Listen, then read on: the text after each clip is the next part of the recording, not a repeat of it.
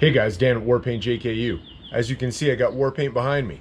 And if you're like me, maybe your AC is not working as well as it could, maybe the fan's not blowing as hard as it could, or maybe you just live in a environment where your top and your doors are off a lot.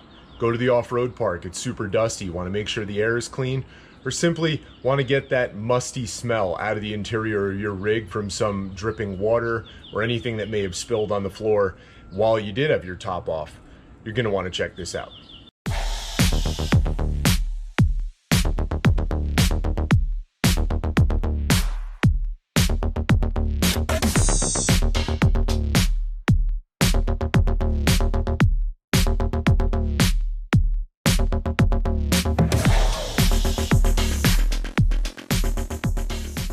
I'll put a part number down in the description for what I'm about to show you.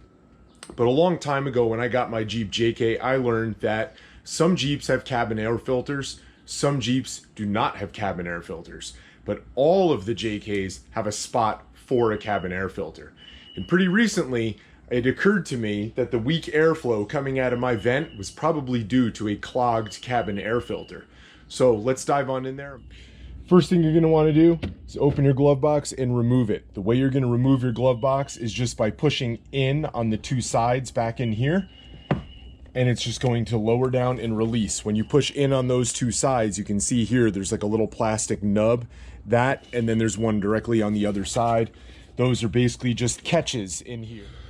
Okay, now right in behind where your glove box used to go, you'll see this screen in here. This is just meant to keep the big junk out of your air conditioning filter, and you'll see a little tab down here on the bottom. There is another one over on the other side, all the way over there, but it's kind of hard to get to because this box right here is actually the speaker box for the speaker that's in the dash on the passenger side. So all you're gonna do is basically pull down on this little tab here, and you're gonna be able to unclip it and kind of lift it up.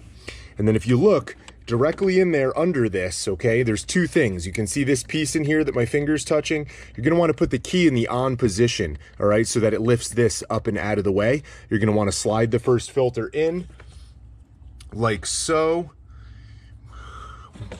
making sure that your airflow arrow is facing the right way. You're gonna wanna slide it in kind of as far as it'll go. You'll see there's like a little tray for it to sit in, and you're going to want to push it as far over as you can to the passenger side of the vehicle.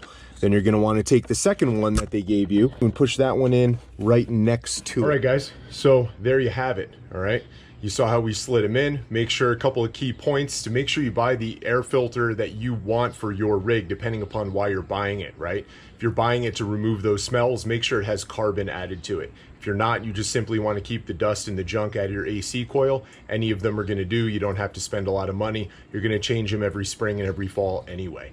Now, make sure you do it. Otherwise, the airflow coming out of your vents is not going to be flowing all that powerfully. People in JKs sitting in the back seat should easily be able to feel the AC hitting them in the back seat from the dashboard. If your Jeep is not like that, then I would start there and check that out, because your fan in these Jeeps, it pushes a lot of air really hard to make sure that when your top and your doors are off, you can still remain comfortable if you're sitting in a red light in the heat. Anyway, guys, make sure you like, share, and subscribe this video, and stay tuned for more how-tos and lots of Jeep builds.